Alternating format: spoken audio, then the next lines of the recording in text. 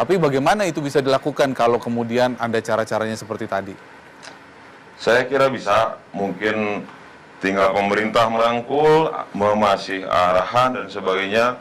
Ketika mendirikan sebuah LSM atau ormas, jangan dipermudah, dalam artian berikanlah pengarahan-pengarahan yang sekiranya memberikan sumber daya manusia sehingga tidak menyimpang dari aturan-aturan yang berlaku yang ada. Baik. Terakhir, Mas Adi, sebelum ditutup Pak Budi. Jadi sebetulnya begini, ormas-ormas ini akan tetap dibutuhkan sepanjang partai-partai tidak sensitif, tidak bisa merasakan apa yang dirasakan oleh masyarakat. DPR juga tidak sensitif, aparat hukum juga tidak sensitif, misalnya tidak memperlakukan setiap orang sama di hadapan undang-undang.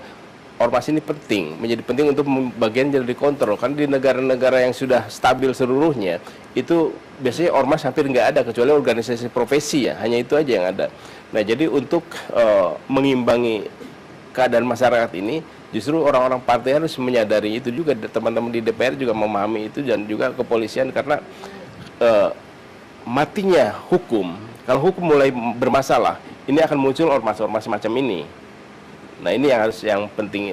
Nah, tetapi juga ada organisasi gerakan seperti GIB, juga teman-teman di Walhi misalnya, kita punya gagasan. Misalnya melihat sesuatu yang nggak benar nih, kita sosialisasikan, kita dengan menulis, dengan bikin pernyataan dan diskusi-diskusi, kemudian melahirkan satu kesimpulan. Setelah kesimpulan ini kita sosialisasikan, siapa yang mau ikut gerakan ini, monggo. Dan biasanya ini lebih menarik, dan masyarakat juga bisa ikut terlibat. Contoh misalnya soal penegakan hukum terhadap Ahok, itu kan juga dari sosialisasi ini ada hukum yang tidak jalan kecuali kita ikut bergerak mengingatkan aparat hukum. Atau misalnya ketika dulu saya di Komite Bank Indonesia soal kenaikan harga BBM, ini nggak masuk akal, kita sosialisasikan, kita ngajak teman-teman yang lain clear. Nah, yang menariknya adalah setiap kalau gerakan yang dilandasi oleh moral, biasanya kita lebih kuat, bahkan kita bisa berhadapan dengan organisasi preman, dan biasanya mereka lebih memilih mengalah dibandingkan menghadapi kekuatan moral ini. Singkat terakhir Pak Budi. Saya kira saya menghimbau teman-teman organisasi masyarakat, Republik ini kan milik kita semua bersama. Kita bersama-sama sesuai tujuan berorganisasi yang membangun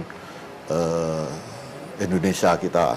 Jadi jangan sampai hal-hal yang sedikit ini merusak semua kegiatan-kegiatan ormas yang sangat banyak beraneka ragam ini, sehingga saya yakin bahwa ke depan akan semakin baik. Kalau memang toh itu undang-undangnya ada bolong-bolongnya, mari kita bahas bersama. Tetapi yang ada sekarang Undang-Undang Nomor 17 itu ya harus kita taati. Itu yang ada dan yang harus kita taati. Saya kira tadi kasus sudah jelas, ini kasus di ruang publik ya. Pemerasan ada KUHP-nya, yang namanya pemufakatan juga ada KUHP-nya, dan saya senang karena temannya diakui ada yang masuk penjara.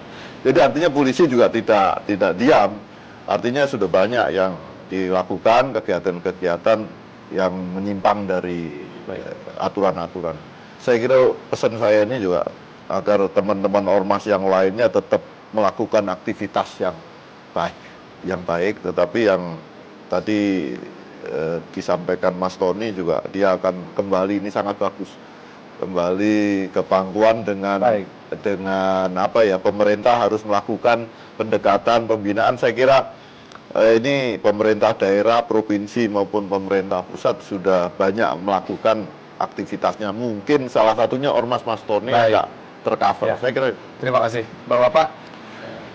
Saya dan kita semua yakin di luar sana masih banyak ormas-ormas, LSM-LSM yang jauh lebih bermanfaat, yang baik, yang lebih mulia. Tapi memang sayangnya gara-gara nilas titik, maka rusak susu sebelanga. Itulah yang harus kita lawan. Maka ketika Anda menemui orang-orang seperti Tony dan kawan-kawannya, laporkan ke aparat agar mereka ditindak dan mereka tidak bisa lagi hidup di bumi pertiwi ini. Kita ketemu lagi minggu depan. Selamat malam, sampai jumpa.